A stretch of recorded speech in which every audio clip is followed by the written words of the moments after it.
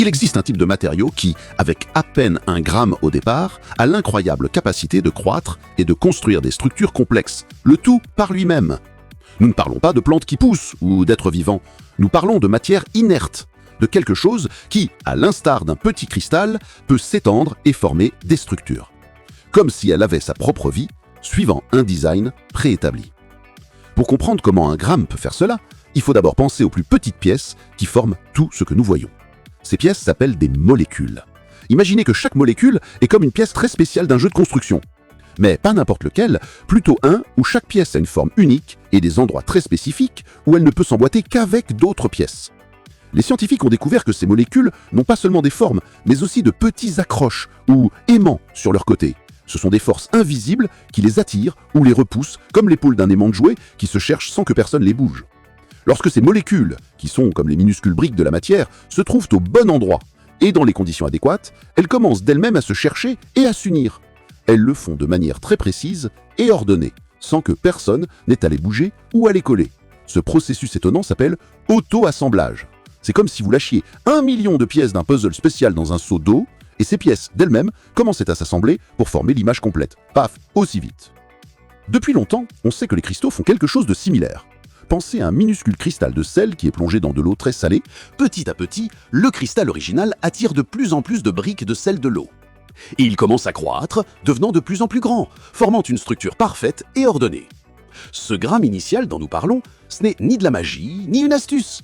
C'est une énorme concentration de ces graines moléculaires conçues. Chacune d'elles a déjà en elle le secret pour commencer à s'unir, et le désir de construire quelque chose de plus grand quand on lui en donne l'opportunité. Mais les scientifiques ne voulaient pas que les matériaux ne croissent que comme de simples cristaux. Ils voulaient que la matière construise des formes beaucoup plus complexes, comme celles que nous voyons chez les êtres vivants.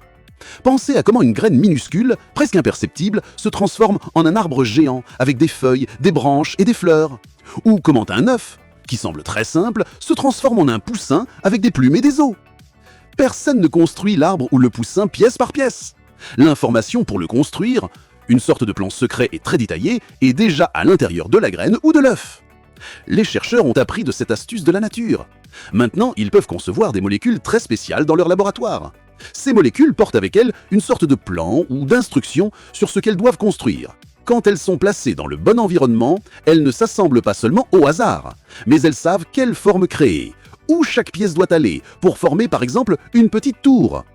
C'est ce qu'on appelle les matériaux biomimétiques, ce qui signifie qu'ils imitent la façon dont la vie construit. Ces matériaux ne sont pas vivants, mais ils apprennent des astuces de la nature pour s'organiser.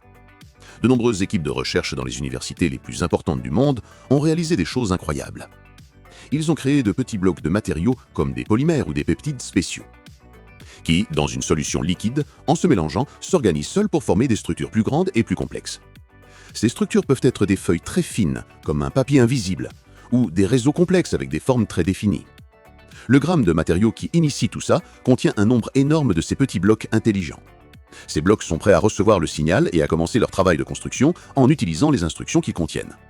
Alors, à quoi sert d'avoir 1 gramme de quelque chose qui pousse et se construit seul ? Ces utilisations pourraient changer le monde tel que nous le connaissons dans de nombreux domaines. Imaginez une fissure dans le mur d'un pont, une conduite d'eau ou un bâtiment. Au lieu de la réparer avec du ciment, les ingénieurs pourraient injecter un liquide contenant ces matériaux intelligents. Ils trouveraient la fissure et commenceraient à la remplir et à la renforcer. Comme si le mur se réparait lui-même, réparant les dommages sans intervention humaine.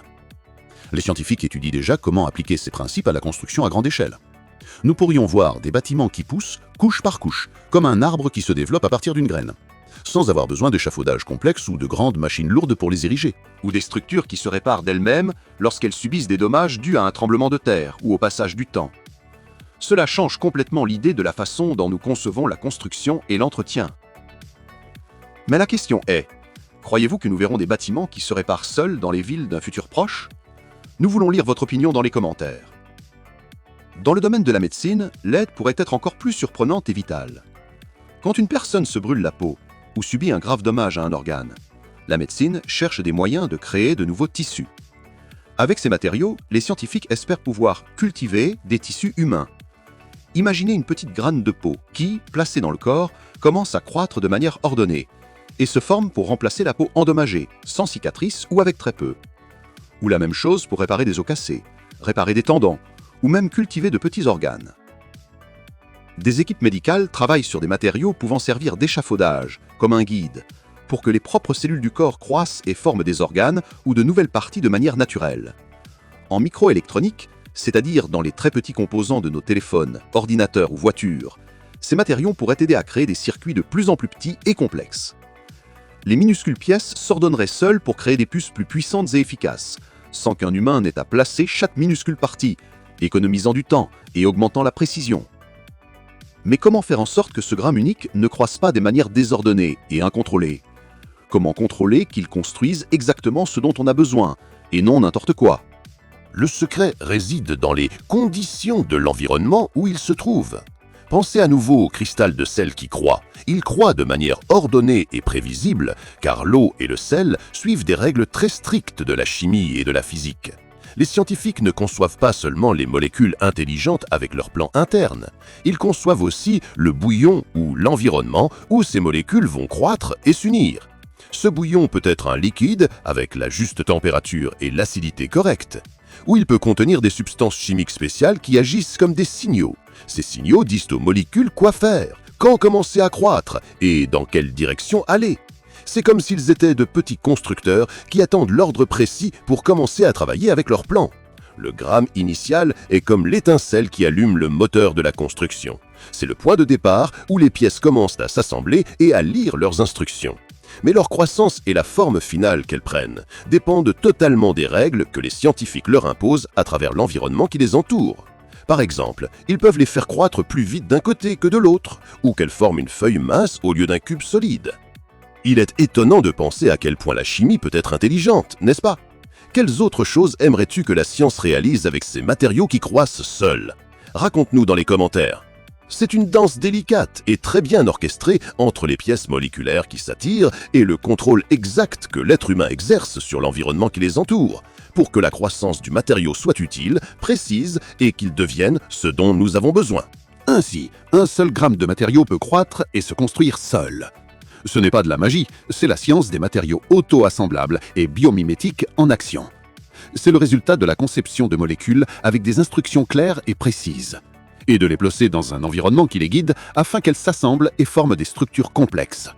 À partir de la plus petite échelle, ces pièces s'assemblent de manière autonome, suivant un plan inhérent pour créer quelque chose de beaucoup plus grand et utile. C'est la promesse d'un futur où les objets ne sont pas seulement fabriqués dans des usines bruyantes, mais peuvent croître, se réparer et même s'adapter d'eux-mêmes, changeant complètement notre monde. Si cette exploration vous a paru aussi fascinante qu'à nous, n'oubliez pas de liker cette vidéo. Abonnez-vous à la chaîne Explorando pour plus de découvertes incroyables. Et partagez cette vidéo avec quelqu'un qui a besoin de connaître le futur qui nous attend.